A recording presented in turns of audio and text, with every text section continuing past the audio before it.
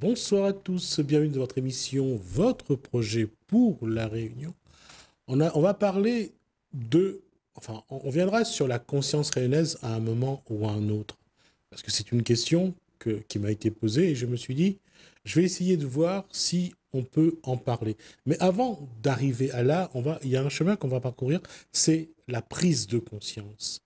C'est quoi avoir une conscience et c'est quoi prendre conscience de ce qu'on est. Bonsoir Guy Roger. Bonsoir Gismi. C'est déjà prendre conscience de qui on est, c'est déjà un exercice. Ah oui, c'est déjà sortir de ce que tu penses être.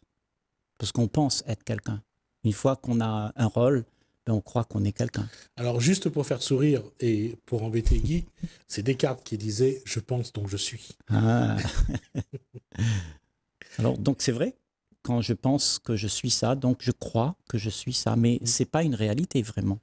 Oui, parce que Descartes disait aussi « qui me prouve que je ne rêve pas ». Exactement. D'accord. Donc, on est souvent en train de rêver. Dans les rôles qu'on joue, on voudrait l'améliorer, on voudrait le faire joli pour le regard du monde, et tout le monde attend de toi que tu sois tout le temps comme ça. Alors, on va prendre quelques images pour essayer de simplifier la discussion qui va se dérouler. On va essayer de se dire qu'on se regarde dans un miroir. Notre vie, c'est le miroir dans lequel on se regarde et on a envie d'être. Et on est dedans d'ailleurs. Ouais. Et ce miroir-là, on l'embellit un maximum. Ouais. Sauf qu'on ne sait pas se regarder dans ce miroir. Le miroir, tu sais, je te regarde, tu es mon miroir. Ouais. Il y a des choses que tu me dis, ça me reflète. Je sais que si tu as peur, moi, je peux te comprendre. Puisque c'est mon miroir, c'est comme moi, tu vois. Mais beaucoup de gens se donnent de l'importance, donc ils sont en train de jouer un rôle, et ils croient qu'ils sont différents de toi. Et ils croient vraiment qu'il est différent d'eux. Mais il ne peut pas être différent de toi. Tu es toi, ce que tu es là, c'est moi-même. Et le problème, c'est que cette société, surtout depuis la fin du 19e et le 20e siècle, et aujourd'hui le 21e siècle, on a tout fait pour que j'allais dire, les éléments de valeur d'une vie réussie soient avant tout matériels. Bien sûr. Et non pas, j'allais dire, des valeurs morales. Ben oui, c'est l'aspect social. Ouais. Tu vois, si tu réussis ta vie, ben tu seras honoré, tu seras mis sur un piédestal, et tout le monde voudra faire comme toi, tu deviens important. Et en fait, tout ça, c'est quelque chose on se raconte des histoires, en fait, puisque ce n'est pas une réalité. La réalité, c'est que ce que tu es n'a rien à voir avec l'image que tu montres. Tout se passe derrière l'image. Alors, la question est là. Il y a l'image qu'on voit parfois tous les matins dans le miroir, quand on se prépare pour sortir, pour aller travailler, pour une activité. Et puis, il y a ce qu'on est vraiment. Comment, et c'est la question, c'est pour ça que je parlais de prise de conscience, Oui. à quel moment l'individu se regarde dans un miroir et voit vraiment l'image de ce qu'il est? Quand il se voit dans le miroir, il suffit d'un moment d'inattention à lui-même. Et il voit ce qu'il y a, pas ce qu'il veut voir. Quand il a vu ce qu'il y a, alors il y a un choc. Parce que tu te retrouves devant quelque chose que tu ne veux pas être. Parce que tu es mesquin, tu es méchant, tu es tout ça aussi. Tu peux être gentil aussi, mais tout marche ensemble, c'est un bloc. Mais quand tu vois ce que tu ne veux pas voir, ça te donne un choc parce que toute ta vie, tu as voulu montrer au monde ce que tu aimerais montrer. Donc, tu es faux, puisque tu ne montres que ce que les gens aimeraient voir. Ouais. Donc, à ce moment-là, il y a une prise de conscience parce que tu as vu. Il y a aussi un élément, c'est que la société a défini les barèmes auxquels on doit se référer pour être quelqu'un de bien. Oui. Et là, j'ouvre une parenthèse. Le bien et le mal, c'est deux concepts qui ont été inventés Bien sûr. pour définir des choses, alors que dans l'absolu, le bien et le mal n'existent pas. C'est ça. Non. Et dans l'absolu, il n'y a que la vision de celui qui regarde. Celui qui s'appelle moi pense, et avec ses pensées, il voit qu'est-ce qui est bon et pas bon pour lui. Donc il dit ça c'est bien, ça c'est pas bien. Je t'aime ou je t'aime pas. Donc parce que c'est un regard que nous avons à partir de ce qu'on a appris. Tout ce que tu as appris, c'est ancré en toi. Ce sont tes conclusions, ce sont tes références. Et ça revit dans l'instant où tu es devant des situations, ça revit. Tu donnes sa vie. Et en fait, tu es le résultat de tout ce que tu as appris. Mais lorsqu'on prend conscience que ce qu'on est, ce n'est pas... Enfin, on prend conscience que l'image qui est dans le miroir n'est pas ce qu'on est, Ouais. Ça pose une équation très complexe. Bien sûr, parce que toute ta vie, on t'a dit comment tu dois être. Et tout le monde est habitué à être comme ça, parce qu'ils seront rejetés s'ils ne sont pas comme ça. Donc ça veut dire, si tu vois la réalité, si tu vois la vérité de toi-même, et que tu la caches, ben tu as un problème. C'est normal que tu aies un problème. Parce que tu n'es pas libre, tu n'es pas vrai, tu es ankylosé avec plein d'histoires que tu te racontes et tu essayes de les faire valoir. En fait, l'homme, il essaye toujours de se faire valoir à travers une image qui n'existe pas finalement, parce qu'il la fabrique, cette image-là. Il montre au monde ce que le monde voudrait voir. Parce que s'il n'est pas ça, ben qu'est-ce qu'il est? Il a peur d'être rien. Il a peur d'être rien. Parce que s'il n'est pas l'image qu'il voit dans le miroir, la question immédiate, c'est mais si c'est pas ça que je suis, Ouais. c'est pas cette image-là, Ouais. ben alors qui je suis? C'est ça. Et c'est c'est ça. ce qui fait encore plus peur à l'individu, c'est de n'être rien. C'est ça, c'est ça. Et pourtant, rien, c'est quelque chose qui n'existe pas. C'est rien, d'accord? Mais ce rien, pourquoi on le fait exister en quelque chose? C'est-à-dire, si je suis président, si je suis père, mère de famille, je suis quelque chose. Mais comment être rien? Ça veut dire, ce que tu es, c'est en dehors de l'image. Il n'y a plus d'image. Il n'y a plus rien. Il n'y a plus de référence. Tu n'as plus de référence. À ce moment-là, ce que tu es forme le tout. Et ce tout-là ne peut pas être 10. Le problème, c'est que l'individu qui n'est rien, il ne voit pas non plus ce tout. Il n'a pas les éléments pour aller vers ce tout. C'est ça aussi le Ah non, problème. mais celui qui est rien, qui a compris qu'il est rien, il est déjà tout. Il est tout. Mais le tout, celui qui va le sortir du tout, c'est celui qui compare. Il va dire ça c'est bien, mais ça c'est pas bien. Donc tu as cassé le tout. Tu vois ce que je veux dire? Je vais reprendre parce que Vas-y. ça va pas être, Non, mais... ça va pas être simple, mais je vais quand même reprendre. Oui, Il y a le fait qu'il arrive à un constat. oui, L'image dans le miroir, ce n'est pas lui. c'est ça, Donc, il n'est rien à ce moment-là. c'est ça, Mais Guy Roger dit, quand on n'est rien, on est un tout. c'est ça. On est tout. Ouais. D'accord? Mais comment être tout quand on n'est rien? Ouais. C'est ça le paradoxe Ouais. dans la façon de voir les choses. C'est comment être un tout alors que dans notre façon de voir, nous sommes rien. Donc, ce qui change, c'est le regard. Mais c'est surtout la posture dans laquelle tu te mets face à la vie. C'est-à-dire là, quand tu es tout, ça veut dire que tu es connecté à tout. Il n'y a plus mon enfant, ma maison, ma voiture. Il y a tout. Tu es tout. Mais en même temps, tu es rien. Parce que tu es connecté au tout. Et le tout fait de toi quelque chose de beaucoup plus grand que ce à quoi tu t'attaches. Si tu t'attaches à une petite chose, ben, tu vas rester petit. Et là, on te dit, mais tu es tout. Alors tu acceptes d'être tout. Mais la plupart d'entre nous, c'est ce qu'on fait. Je crois qu'on s'attache tous à quelque chose pour se sentir bien parce qu'on a peur d'être ce tout. On a peur d'être ce grand rien, ce néant. Et être ça, ça veut dire qu'il y a quelque chose de grand. Ce que tu es, l'homme, il est grand. Il est formidable, l'homme. Mais on ne se donne pas cette facilité, cette capacité d'être grand. Alors, j'ai pour la langue française une admiration particulière parce qu'on peut dire des choses incroyables dans la langue française. Et je vais m'amuser à ça. Donc, quelqu'un qui se regarde dans un miroir, qui a des valeurs, des repères et qui est vraiment à ce moment-là, aux yeux de la société et de lui-même, c'est un grand monsieur. Mais quand ce qu'il voit, ce n'est rien. Donc, ce rien-là fait qu'il est un tout qui est encore plus grand que l'image qu'il voit dans le miroir. Oui, parce que l'image, c'est fait de la dissécation du tout. Le tout a été On ne peut pas le diviser, mais on l'a fait parce que c'est une illusion. Si tu crois que tu es quelqu'un, c'est une illusion. Donc tu as quelque chose qui est une illusion. Et en plus, tu l'as tiré du tout pour faire croire qu'il y a quelque chose. Il n'y a rien. Donc il n'y a que le tout.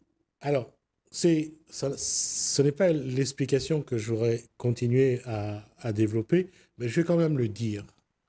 Lorsque un individu meurt, qu'est-ce qu'il reste? Ça, c'est pour amener à faciliter la compréhension de ce que dit Guy Roger. Lorsqu'on meurt, qu'est-ce qui reste? Qu'est-ce qui reste de nous, finalement? Il n'y a plus d'image déjà. Il n'y a plus d'image. Il n'y a plus ma maison, ma voiture, puisque c'est fini. Mhm. Ça s'arrête, tout s'arrête. Il n'y a plus le temps. Le temps aujourd'hui, hier et demain, il n'y a plus. Donc il y a juste ce qu'il y a. Et ce qu'il y a, c'est le vivant, c'est la beauté, c'est le sacré. Et c'est ça que tu es. Alors, c'est entre ce que a dit Guy Roger et ce que j'ai, l'exemple de la mort que j'ai pris pour avoir un élément de comparaison, on va prendre quelque chose qui vous permet aussi de mieux voir les choses et de les comprendre un peu plus. Guy Roger l'a sorti tout à l'heure et je vais en profiter pour le dire. Quel moment de votre vie, dans quel moment de votre vie vous êtes amené à voir les choses différemment? C'est au moment où il y a un gros effort à faire. Oui, un grand choc. Il y a un grand choc, une grande souffrance. C'est ça. Là, ça vous transcende. Oui. Ça vous permet de regarder les choses de manière différente. Et à la rigueur, il peut y avoir une prise de conscience. Oui, effectivement. Et ça, c'est la chose la plus dure qui soit demandée à l'être humain, de souffrir. Ouais. Personne ne veut souffrir, Gismi. Tout le monde veut garder ses petits privilèges. Tu sais... Non, parce que souffrir, déjà, c'est désagréable. Soyons honnêtes. C'est Qui sûr. a envie de souffrir alors qu'on peut être allongé au bord d'une piscine, d'une rivière, de la mer, regarder sous un beau soleil, profiter d'un bon cocktail, manger de bonnes choses? Qui a envie de souffrir? Pourtant, c'est ce qui se passe. La vie, elle est souffrance aussi. Et la vie, elle n'est pas que réconfort, confort, elle est souffrance. Et c'est les deux pièces de la même monnaie. Et mieux que ça encore. Vous vous rendez pas compte à quel point la souffrance peut être quelque chose de salvatrice. Parce que la souffrance vous oblige à revenir sur vous-même, à vous regarder, à essayer de comprendre. Vous allez sortir de ce confort. C'est ça. Et vous allez essayer de chercher, de comprendre pourquoi il y a cette souffrance. Ouais. Pourquoi la vie a amené cette souffrance-là pour vous obliger à aller vers vous-même. Voilà, donc, quand tu es dans la souffrance, si tu fuis ça, si tu ne veux pas la voir, tu ne peux pas comprendre ce que tu es. Parce que tu es à ce moment-là cet état de souffrance. C'est toi-même ça. Si tu ne vis pas ça, alors tu ne sauras jamais ce que c'est. Et c'est ce qui se passe avec la plupart d'entre nous, on ne veut pas. Mais quand tu le vis, quand tu l'acceptes, quand tu sais que c'est comme ça, il n'y a rien d'autre à faire, tu souffres. Alors tu apprends. C'est ça la connaissance de soi. C'est ça la prise de conscience. Tu apprends qui tu es. Oui, apprendre qui on est. Et on peut malheureusement pas le faire lorsque les choses vont bien. Là, il y a un confort, la vie est agréable. Tu es en train de dormir. Malheureusement, c'est dans la souffrance qu'on se réveille, qu'on s'éveille. C'est ça. On éveille son esprit surtout. On regarde les choses différemment. Et quelle que soit la religion, quelle que soit la philosophie, quand on regarde les hommes qui ont créé un mouvement, créé une religion, ils ont tous été dans la souffrance. C'est ça.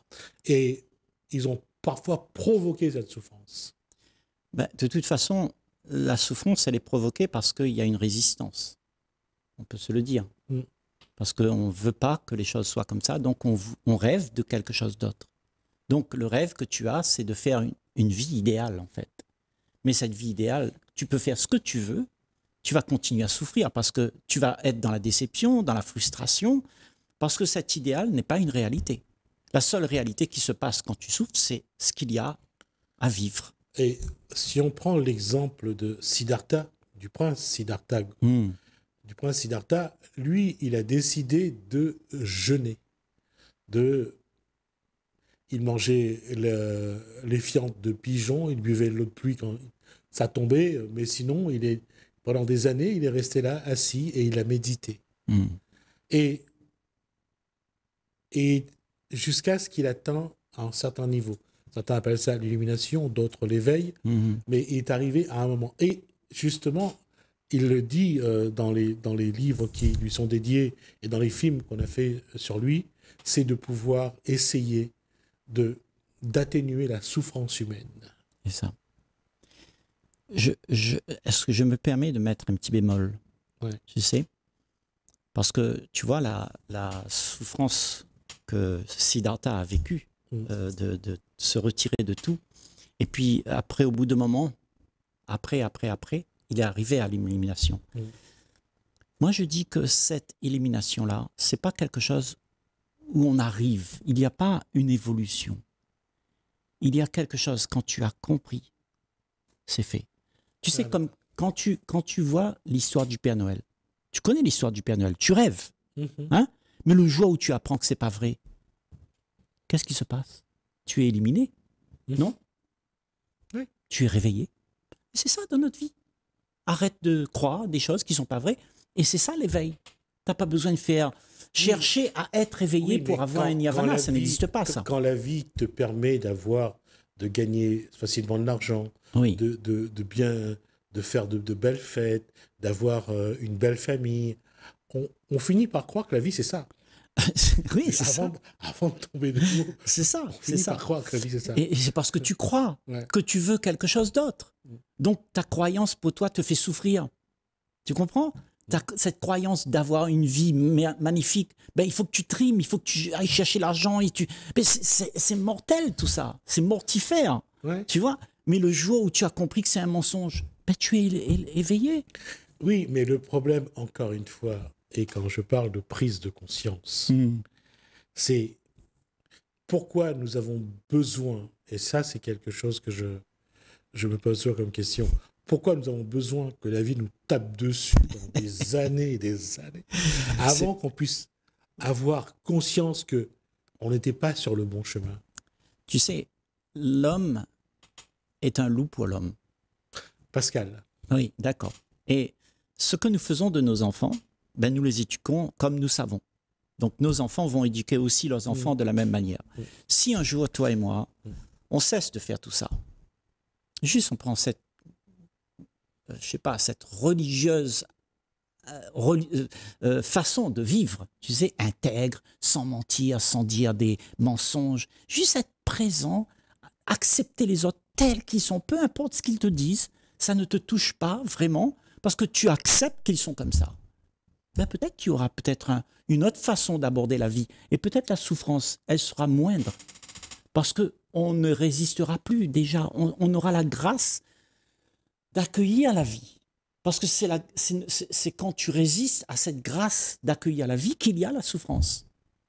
Et la souffrance, c'est quelque chose que, tu vois, qui te fait passer à travers des choses incroyables. Parce que tu veux quelque chose qui n'existe pas. Et tu vas toujours souffrir. Et même si ça existe, à la rigueur, c'est pas ça le problème. Admettons que ça existe, oui. C'est éphémère. Bien sûr. Et en plus, si ça existe, ce qui est pire, c'est que c'est une illusion. Mais c'est quand tu t'attaches à tout ça et que tu sais que c'est une illusion, tu commences à réfléchir aussi. Tu commences à te poser des questions. Tu vois, et l'homme a besoin de se poser des questions. Et je crois que quand on discute, toi et moi, comme ça, on se pose des questions, toi et moi. Tu vois, et ça nous élève un peu. Tu sais, de nous-mêmes, parce que là, toi et moi, on ne cause pas de la couleur des rideaux chez toi, on s'en fout. On est en train de causer d'un sujet fondamental. Et je crois que c'est ça qui manque avec nos rencontres, nos amitiés, nos camarades, nos copains. C'est ça, on n'a pas ça. Bah, parce que si on prend, et là, ça ne touche pas toutes les couches de la population, ça touche quelques individus de temps en temps, on va boire un coup. Oui, voilà. Et on se voit, on va boire un coup. Voilà, on va se distraire. Soit on va dans une buvette, soit on va dans un café, soit on va dans un bar, soit on va dans une boîte de nuit. Mais on va boire un coup. C'est ça.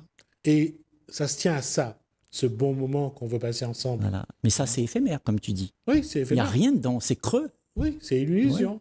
Mais quand on cause comme ça, tu vois, on touche à quelque chose de fondamental, là. Tu vois? Et c'est ça qui manque peut-être dans nos relations. Nos relations ont besoin de ça pour qu'on puisse grandir. Mais si la relation devient ma femme, mon enfant, ma fille, quelle relation il y a? Il y a juste une image en face de toi. C'est ça, c'est là où on est aujourd'hui. Il n'y a plus de relation. Non. Il y a d'un côté ceux qui ont de l'argent, qui sont construits un miroir magnifique, et il y a ceux qui n'ont pas d'argent, qui sont dans une souffrance incroyable, mais qui ne cherchent pas à comprendre pourquoi cette souffrance est là et pourquoi c'est le moment d'aller vers soi-même. Ouais. Mais tu vois, ce sont les gens qui sont acculés au bout du rouleau. Ce sont ces gens qui s'éveillent bien plus souvent que celui qui est dans le confort et tout ça. Tu vois? Et c'est la vie fait en sorte que tout le monde va prendre cette direction. Que tu aimes ou pas, la vie t'apporte le choix. Soit tu aimes, soit tu n'aimes pas. Aimer, ça te fait éveiller l'esprit, mais avoir peur d'aimer ou vouloir être aimé, ben ça te ferme l'esprit. Parce que tu veux quelque chose. Et celui qui veut, ben ça s'appelle la demande égocentrique, qui veut. Mais il n'y a rien à prendre. Tout est à donner à l'autre, à nous. Tu sais, il n'y a rien à prendre. Quand tu veux, t'es foutu. Parce que tu commences à avoir le centre d'intérêt. Donne-moi. Et tu commences à devenir corrompu. Tu vois, parce que tu veux que quelqu'un t'aime, quelqu'un te donne ce que tu as besoin pour te remplir. Tu sais, l'énergie qu'on a de l'autre, là, on le pompe tout le temps. On le pompe. Chérie, aime-moi, j'ai besoin de toi. Mais tout ça, ça rend esclave les autres. Donc, si on aime sans jamais attendre que rien ne te soit rendu, ben, il y a la paix. Il y a la paix sur la planète. On va conclure là-dessus. Et on reviendra dans la prochaine émission un peu plus dans ce que nous sommes pour essayer de comprendre pourquoi nous accrochons et nous évitons d'aller vers ce que la vie veut nous montrer. Merci Guy Roger. Merci. Merci à vous de nous avoir suivis. Merci Alain, merci François. Je vous dis à bientôt.